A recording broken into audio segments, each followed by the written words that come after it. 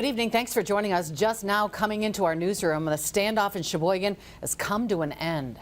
We say the suspect shot a contractor this morning, then barricaded himself inside a home there. Samantha Cavalli joins us live in Sheboygan, where the scene has been very active since her last live report. Samantha.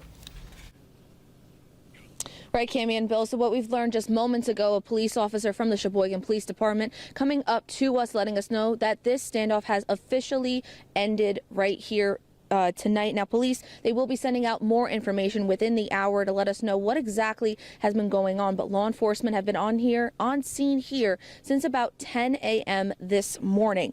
And they were trying to make contact with the suspect, who they had reason to believe was inside the home at this time. Now, here's what we do know right now. Around 10 a.m., the Sheboygan Fire Department responded to a 911 call from inside a home on the 2700 block of South 9th Street for a possible explosion with an injury. When they arrived, officials say the victim, a contractor inside the house, had been shot.